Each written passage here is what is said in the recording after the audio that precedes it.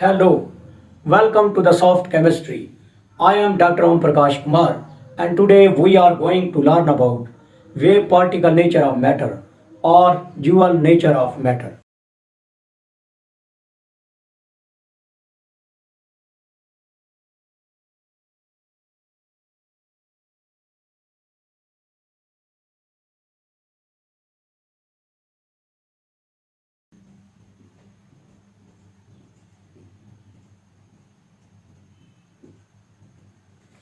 Planck's quantum theory of radiation tells us that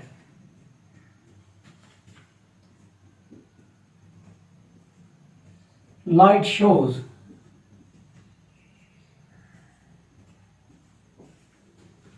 dual character.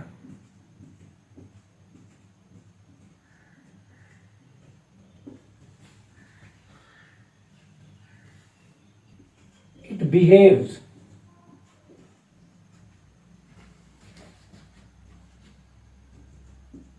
both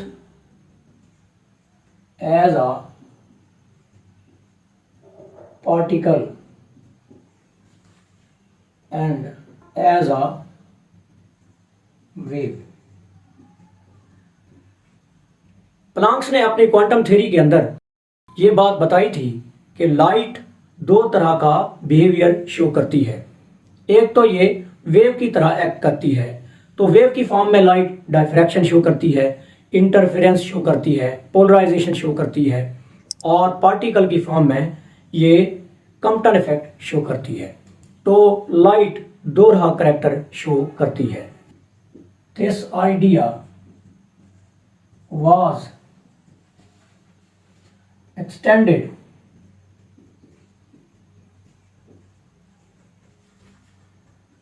to material particle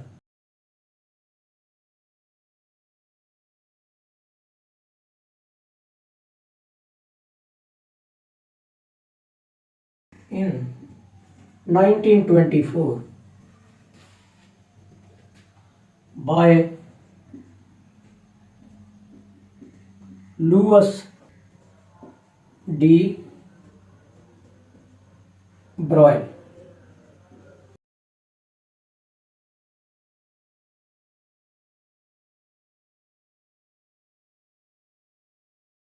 According to de Broglie, material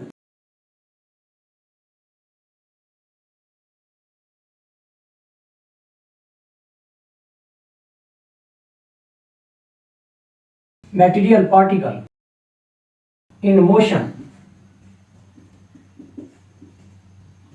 has Lewis D broil जो कि एक फिजिक्सिस्ट था, उसने Planck's के इस idea को, जिसमें उसने लाइट को डुअल बिहेवियर शो करते हुए दिखाया है कि लाइट मटेरियल भी एक्ट करती है और वेव भी एक्ट करती है, उसने दूसरे मटेरियल पार्टिकल के लिए ये कंसेप्ट एक्सटेंड कर दिया और उसने कहा कि जितने भी पार्टिकल्स हैं, जितने भी मैटर की फॉर्म्स हैं, वो भी अगर मोशन के अंदर है, अगर उनकी स्पीड और या वेलोसिटी बहुत ही ज़्यादा है, तो वो भी वेव और पार्टिकल नेचर रखेंगे।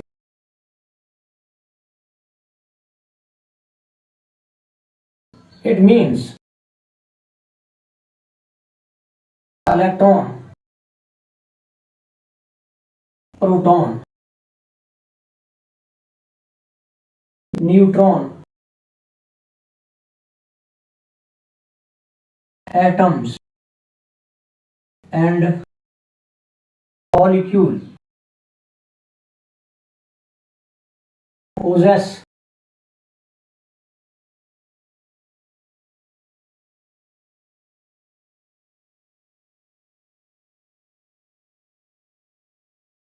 the characteristics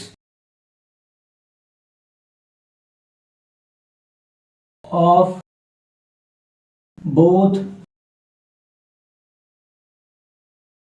material and wave. possess the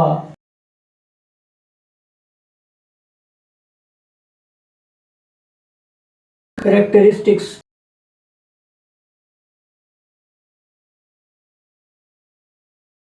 of both wave and a particle। Planck's quantum theory के इस आइडिया को कि लाइट पार्टिकल नेचर भी रखती है और वेव नेचर भी रखती है, इसे लीविस डी ब्रॉयल ने इलेक्ट्रॉन, प्रोटॉन, न्यूट्रॉन, एटम्स और मॉलिक्यूल्स के लिए भी एक्सटेंड कर दिया और उसने ये बताया कि ये तमाम किस्म के जो मटेरियल पार्टिकल हैं या माइक्रोस्कोपिक पार्टिकल्स हैं, ये भी वेव और पार्टिकल नेचर रखते हैं। This is called wave particle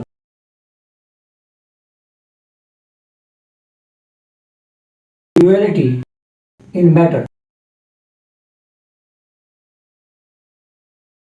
तो लुईस डी ब्रॉयल ने यह बताया कि तमाम किस्म का मैटर वो वेव नेचर भी शो करेगा और पार्टिकल नेचर भी शो करेगा, तो इस बात को वेव पार्टिकल ड्यूअलिटी का नाम दिया गया।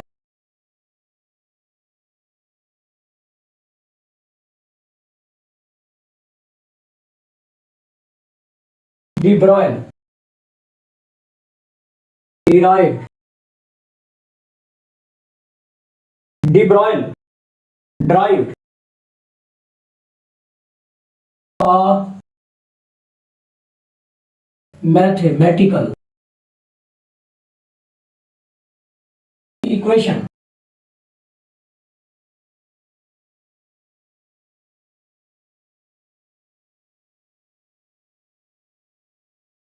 which relates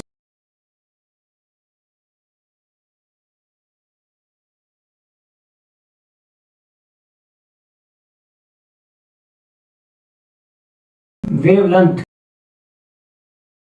of an electron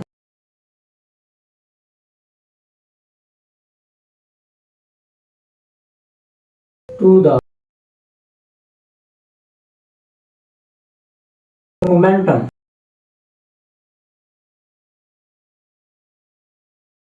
of an electron। D broil ने एक मैथमेटिकल इक्वेशन ड्राइव की जिसमें उसने इलेक्ट्रॉन की वेवलेंथ को उसके मोमेंटम के साथ रिलेट किया और उसने बताया कि इलेक्ट्रॉन की वेवलेंथ और उसका मोमेंटम उनके दरमियान में जो रिलेशन है वो इनवर्स रिलेशनशिप है और इस रिलेशन को इस इक्वेशन में इस तरह से लिखा जा सकता है।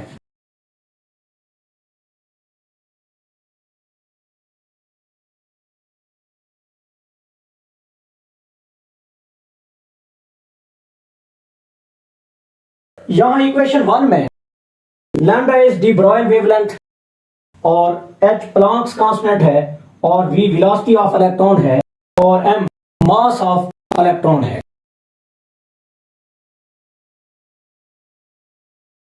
Equation number 1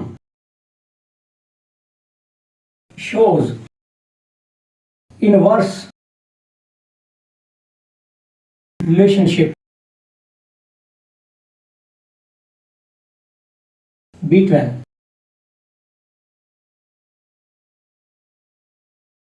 wavelength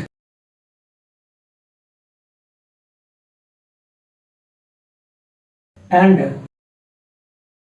momentum of an electron. Equation number 1 से यह जाहिर होता है कि इलेक्ट्रॉन की वेवलेंथ और उसके मोमेंटम में इनवर्स रिलेशनशिप है। इसका मतलब यह है कि अगर मोमेंटम बहुत ज़्यादा होगा तो वेवलेंथ बहुत ही शॉर्ट या स्मॉल होगी और अगर मोमेंटम बहुत ही कम होगा तो वेवलेंथ लॉन्ग होगी। ये एक दूसरे के इनवर्सली प्रोपोर्शनल है।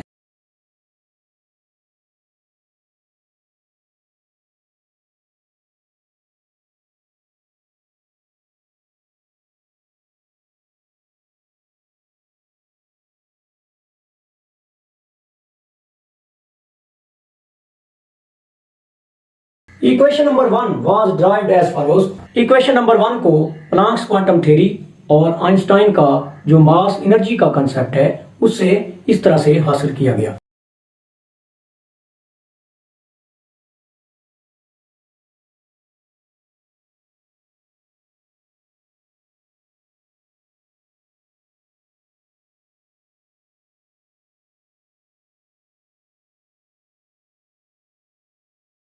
According to Planck's quantum theory, photon की जो एनर्जी है वो डायरेक्टली प्रोपोर्शनल है उसकी फ्रीक्वेंसी के। According to Planck's quantum theory, photon या लाइट रेडिएशन की एनर्जी डायरेक्टली प्रोपोर्शनल है उसकी फ्रीक्वेंसी के, कि जितनी ज्यादा फ्रीक्वेंसी होगी उतनी ही ज्यादा लाइट रेडिएशन की एनर्जी होगी।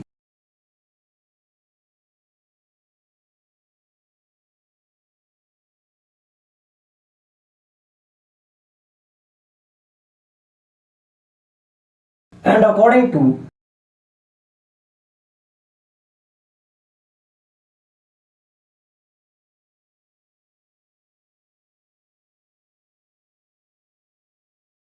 Einstein's mass energy relationship,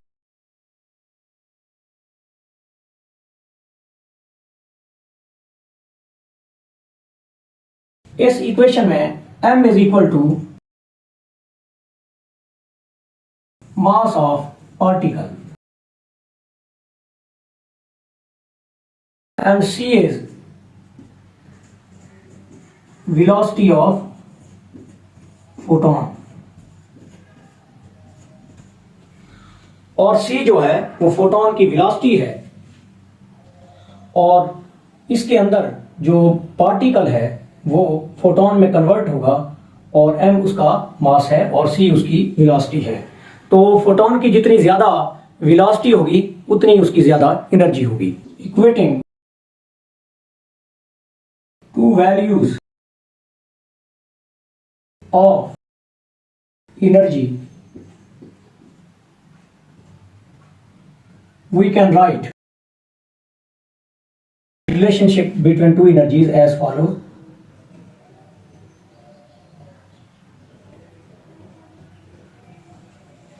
H frequency is equal to mc square. As we know, frequency is equal to c over lambda, तो हम इस इक्वेशन में इस वैल्यू को पुट करते हैं और यहां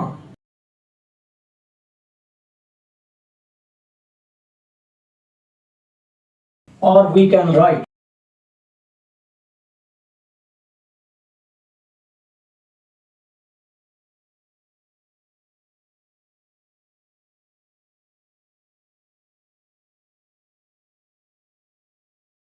तो अकॉर्डिंग टू इक्वेशन नंबर 4, तो इक्वेशन नंबर 4 में हम देख सकते हैं कि फोटोन की वेवलेंथ उसके मोमेंटम के इनवर्सली प्रोपोर्शनल है। ये रिजल्ट बिल्कुल ऐसा ही है जैसा कि इक्वेशन नंबर 1 में इलेक्ट्रॉन की जो वेवलेंथ थी वो उसके मोमेंटम के इनवर्सली प्रोपोर्शनल थी, और यहाँ इक्वेशन नंबर 4 में भी जो फोटोन की वेवलेंथ है वो उसके मोमेंटम के इनवर्सली प्रोपोर्शनल है।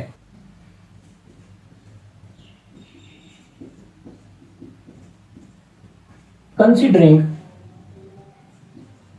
the nature is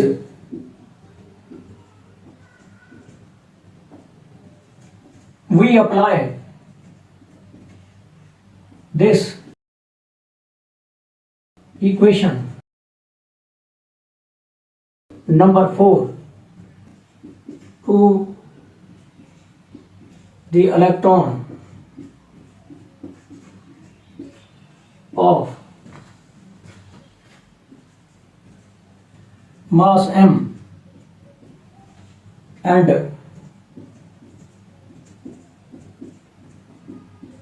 velocity v। तो जैसा कि क्लियर है कि इक्वेशन नंबर 1 और इक्वेशन नंबर 4 दोनों सिमेट्रिकल हैं नेचर के। इक्वेशन नंबर 1 में भी जो इलेक्ट्रॉन की वेवलेंथ थी वो उसके मोमेंटम के इनवर्सली प्रोपोर्शनल थी, और यहाँ इक्वेशन नंबर 4 में जो फोटोन की वेवलेंथ है वो उसके मोमेंटम के इनवर्सली प्रोपोर्शनल है। तो हम फोटोन का जो रिलेशनशिप है lambda is equal to h और एम सी, इस इक्वेशन को हम इलेक्ट्रॉन के लिए अप्लाई कर सकते हैं। दिस आइडिया गिव्स अस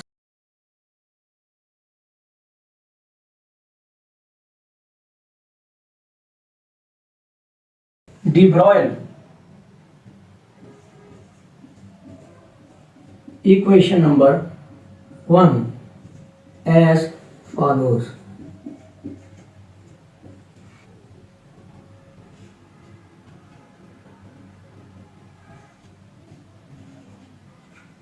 तो अगर हम इक्वेशन नंबर 4 को देखें तो इसका रिलेशनशिप बिल्कुल ऐसा ही है जैसा कि इक्वेशन नंबर 1 में था। तो लिहाजा इक्वेशन नंबर 1 को हम 4 की जगह और इक्वेशन नंबर 4 को हम 1 की जगह पे लिख सकते हैं। अब हम डी ब्रॉयल की इक्वेशन को इन एग्जांपल की हेल्प से फर्दर समझते हैं। Now consider an electron which is moving with a velocity 2.188 multiply 10⁻⁶ metre per second in the first orbit of Bohr's model of hydrogen atom. Then wavelength associating with it can be calculated with the help of equation number 1. As we know, equation number 1 is equal to, here in this equation, h is equal to Planck's constant, which has value 6.26 multiplied 10⁻⁻34 joule second.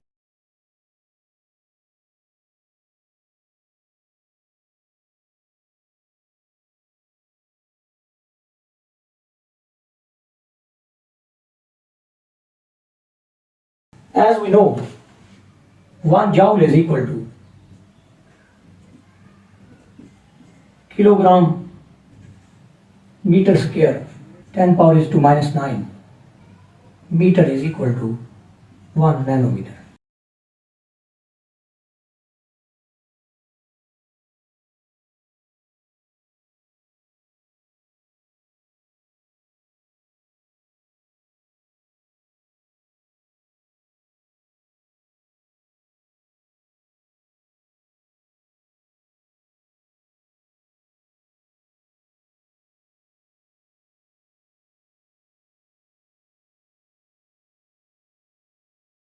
Electron की जो wavelength है वो 0.33 nanometre है, जो कि बहुत ही short है।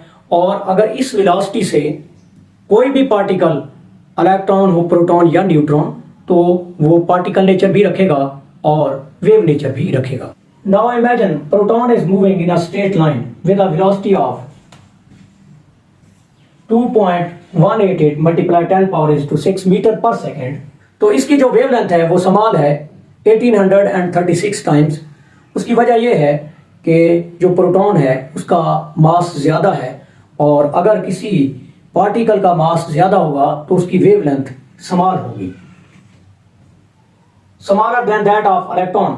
और अगर हमारे पास अल्फा पार्टिकल है तो अल्फा पार्टिकल का मास आप ये समझ सकते हैं कि प्रोटॉन का डबल है, तो उसकी वेवलेंथ और भी शॉर्ट होगी, 7344 टाइम्स लेस होगी। तो जो जो मास बढ़ता जाता है किसी पार्टिकल का तो उसकी वेवलेंथ भी शॉर्ट या स्मॉल होती जाती है।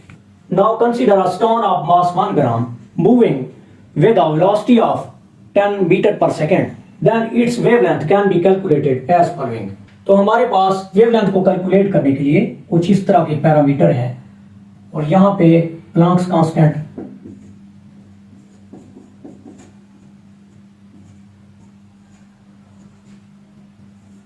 और सेकंड में मास जो हमारे पास 10⁻³ किलोग्राम आएगा, और वेलोसिटी 2.188 मल्टीप्लाई 10⁻⁶ आएगा। तो इसको सॉल्व करने पर हमें ये देगा। तो ये वेवलेंथ बहुत ही शॉर्ट है। तो जो बिगर ऑब्जेक्ट्स हैं जैसा कि एरोप्लेन है या ट्रेन है या कोई और मूविंग ऑब्जेक्ट है, तो उसकी वेवलेंथ बहुत ही शॉर्ट होती है, उसको कैलकुलेट नहीं किया जा सकता। तो लिहाजा वो सिर्फ पार्टिकल नेचर रखते हैं, वेव नेचर नहीं रखते।